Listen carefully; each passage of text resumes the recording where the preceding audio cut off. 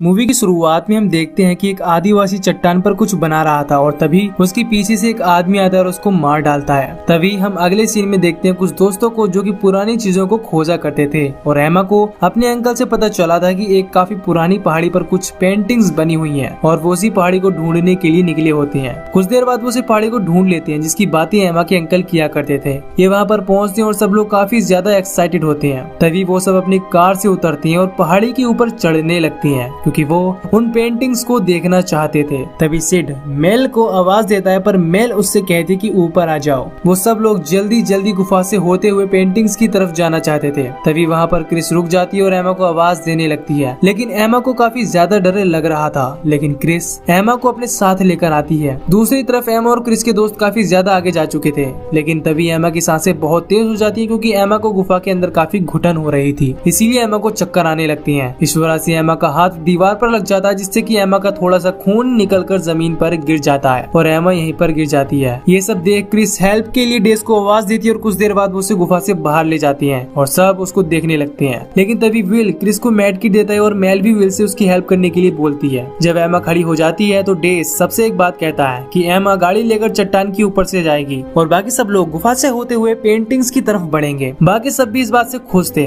दूसरी तरफ हम देखते कि चट्टान के अंदर जो खून गिरा था उस खून की वजह से वहाँ हलचल होने लगी थी और ये हलचल वहाँ के पानी में भी हो रही थी। कुछ देर बाद सभी लोग अपना सामान लेकर चट्टान की दूसरी तरफ पहुँच जाते हैं और वहाँ पहुँचने के बाद वो सब काफी ज्यादा हैरान रह जाते हैं क्योंकि वहाँ का नजारा काफी सुंदर था। फिर उनकी नजर एक चट्टान पर पड़ती है जिस पर कुछ पेंटिंग्स बनी हुई थी जिन्हें देखने के लिए वो यहाँ पर आए थे। कुछ देर बाद सभी दोस्त अपने अपने टेंट लगा लेते हैं क्योंकि वो यहाँ पर रहकर उन पेंटिंग्स की जाँच करने वाले थे। लेकिन तभी विल और एमा को टेंट के पास एक नदी दिखती है। नदी को देखकर वो दोनों काफी खुश हो जाते हैं और वो वहाँ पर चले जाते हैं। लेकिन तभी विल वहाँ पड़ी एक बोतल को उठाता है जिसे कुछ कीड़े खा रहे थे। ये सब देख विल डर जाता है और वो उस बोतल को फेंक देता है। कुछ देर बाद सिड और मेल को छोड़कर सभी दोस्त चट्टान पर बनी पेंटिंग्स को देखने लगते हैं और जल्द ही उनकी जांच करने के बारे में सोचते हैं। लेकिन एमा और विल काफी ज्यादा थक गए थे, इसीलिए वो वहाँ से चले जाते हैं। अब डेस और क्रिस वहीं पर रुक जाती हैं और क्रिस उन पेंटिंग्स की तस्वीरें लेने लगती है। तभी क्रिस को कोई जानवर काट कर भाग जाता है। अब रात को सभी दोस्त अपने टेंट के पास आराम करने के लिए चले जाते हैं और उसी बीच मेल नदी में नहाने के लिए चली जाती है। वहाँ पर सिड भी था, लेकिन जब मेल नहाकर निकलती है तो उसके शरीर पर काफी ज्यादा जोंके चिपकी हुई थी। इसे देखकर सिड डर जाते हैं और वो सबको आवाज देकर बुला लेता है। सब दोस्त मिलकर उन जोंकों को छुटा देती हैं और मेल अब काफी डर चुकी थी, इसीलिए आराम करने के लिए मेल अपने टेंट पर आ जाती है। कुछ देर बाद मेल को काफी तेज बुखार आ जाता है जिसे देखने के लिए एमा आती है। तभी एमा देखती कि मेल के मुंह से खून के साथ साथ उसके दांत भी निकलने लगे हैं। तभी एमा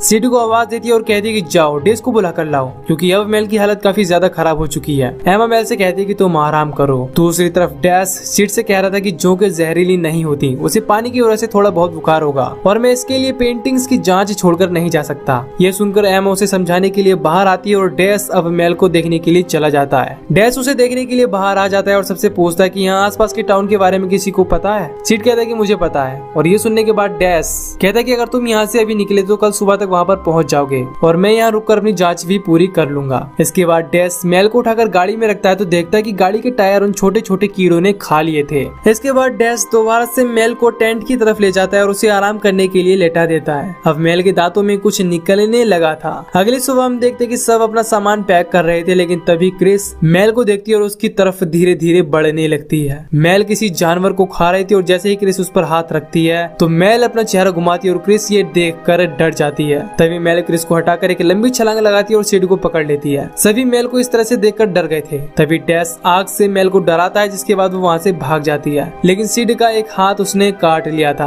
अब क्रिस अपने कैमरे में उन पेंटिंग्स की फोटोज को देखती है जो उसने खींचे थे और वो कहती है कि ये फोटो किसी कहानी को नहीं बताती बल्कि वो पेंटिंग्स एक चेतावनी है। डैश क्रिस से कहता है कि तस्वीरें ध्यान से देखो, शायद उससे कुछ मदद मिल जाए जिससे हम मेल को ठीक कर सकें। सिड कहता है हाँ, हमें उसे ठीक करना ही होगा। दूसरी तरफ मेल जंगल में हर जिंदा चीज को मार रही थी और मारकर उसको गुफा में फेंक रही थी, जिसके बाद गुफा उसको पूरी तरीके से अब्सॉर्ब कर लेती थी। इधर सभी दोस्त मिलकर एक प्लान बनाने लगते हैं और प्लान पर काम करने लगते हैं। तभी वो एक जाल बनाती हैं और जब वो जाल बन जाता है तो डैश सिड से कहता है कि तुम यहीं रुकोगे, जब वो तुम्हें देखकर तुम्हारी ओर बढ़ेगी तो तुम्हें मौका देकर हट जाना है और मैं रस्सी लेकर पेड़ के ऊपर रहूंगा। जैसे ही वो जाल के अंदर आएगी मैं पेड़ से कूद जाऊंगा और वो जाल में फंस जाएगी। डैश उनसे कहता है कि तुम उसे अलग अलग दिशा में जाकर ढूंढो। क्रिस कहते कि हम उसे कैसे ढूंढेंगे। इस पर डैश कहता है कि आग को हिलाना और चिल्लाना, जैसे ही तुम्हें मेल दिखेगी देखेगी वो डर के पीछे हट जाएगी, लेकिन सिड बिना आग के रहेगा। और एक बात याद रखना कि उसके और तुम्हारे बीच आग का होना जरूरी है, तभी तुम बच सकते हो। इतना कहकर डेस पेड़ पर चढ़ने लगता है और बाकी लोग मेल को ढूंढने जाते हैं, लेकिन सिड अंदर से पूरी तरह डरा हुआ था। तभी अचानक एमा के सामने मेल आ जाती है और एमा उसे आग से रोकती है, लेकिन उसकी आग बुझने वाली थी। तभी विल वहाँ पर आकर उसको रोकता है, जिसके बाद ये दोनों वहाँ से भागने लगते हैं। उनके पीछे पीछे मेल भी आ रही थी,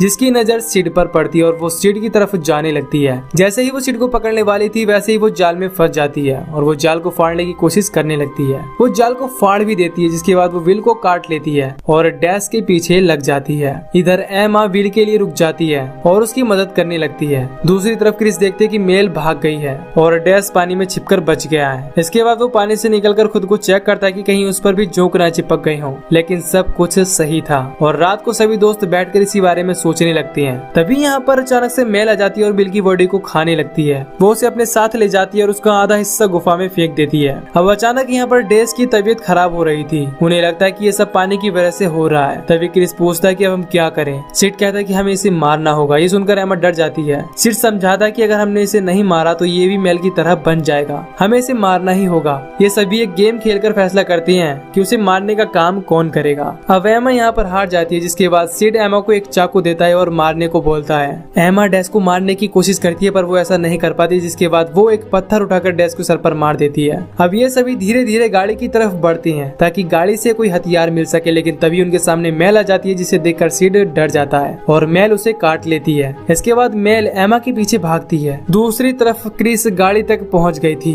और इधर एमा भागते भागते गुफा में आ जाती है। एमा देखती है कि मेल गुफा के बाहर ही रुक गई थी, मानो वो गुफा से डर रही हो या उसे किसी से खतरा हो। इधर क्रिस हथियार ढूंढ रही थी, लेकिन तभी वहाँ पर डैश आ जाता है, जिसके बाद किसी तरह से क्रिस हथियार लेकर बाहर निकलती है और डैश उसके पीछे लग जाता है। डैश उसको काटने ही वाला था और इतने में मेल यहाँ आकर डैश को रोकती है, जिसके बाद वो क्रिस को पकड़कर ले जाती है। एमा के हाथ में मशाल को देखकर डैश वहाँ से भाग जाता है। कुछ देर बाद एमा और सिड गुफा की तरफ बढ़ने लगते हैं। अब यहाँ पर एमा के पास क्रिस का हथियार था, जिसे उसने गाड़ी से निकाला था। अचानक वो देखते हैं कि मेल यहाँ पर विल के बचे हुए हिस्से को खा रही थी, जिसके पास डैश भी था। इसे देखकर सिड को गुस्सा आ जाता है और वो सीधा डैश के पास आकर उससे लड़ने लगता है। दूसरी तरफ मेल एमा को रोकती है। इधर डैश और सिड एक दूसरे के ऊपर काफी खतरनाक पलटवार करते हैं और फाइट के अंत में दोनों ही मारे जाते हैं। अब इधर मेल और एमा ही बचे थे। अब एमा हथियार उठा लेती है और धीरे धीरे गुफा की तरफ बढ़ने लगती है। एमा गुफा में पहुंच जाती है और मेल गुफा के बाहर ही रुक जाती है। इधर एमा गुफा के अंदर जाने लगती है, लेकिन शायद गुफा में कोई और भी था। अब यहाँ पर एमा की सांसें तेज होने लगती है और जैसे ही वो वहाँ पर क्रिस को देखती है तो एमा डर जाती है। अब एमा उसे यहाँ से धीरे धीरे बाहर लेकर जा रही थी, पर तभी हम देखते हैं कि क्रिस का पेट फूलने लगता है। पर तभी एक क्रीचर एमा को पकड़ लेता है। अब क्रिस अपना पेट फाड़कर उस क्रीचर बेबी को बाहर निकाल देती है जो उसके पेट में था। इसके बाद वो उसे मार डालती है। तभी एमा क्रिस से मदद मांगती है, लेकिन तभी वो क्रीचर उसे दीवार पर पटक कर मार देता है और वो मारी जाती है। अब एमा के सामने एक अजीब सा क्रीचर आता है और वो एमा के साथ कुछ अजीब करने लगता है। वो ये सब करने के बाद उसको छोड़ देता है और तभी एमा अपना हथियार उठाकर उस पर हमला कर देती है और उस पर अटैक करने के बाद वो यहाँ से भागने लगती है और क्रीचर उसका पीछा करने लगता है। एमा तो गुफा से बाहर निकल आती है, लेकिन वो क्रीचर गुफा से बाहर नहीं आता। तभी अचानक से मेल उस पर अटैक कर देती है और एमा उसकी कमर तोड़कर उसका सर फोड़ डालती है। इसके बाद मेल फाइनली मारी जाती है और बचती है तो सिर्फ और सिर्फ एमा, और यहीं पर ये मूवी खत्म हो जाती है। तो दोस्तों, अगर आपको ये मूवी की एक्सप्लेनेशन पसंद आई हो तो वीडियो को लाइक, चैनल को सब्सक्राइब और कोई भी एक अच्छा सा कमेंट कर देना। बाकी मैं मिलूंगा आपसे न्यू वीडियो में। Till then take care, love you, bye bye.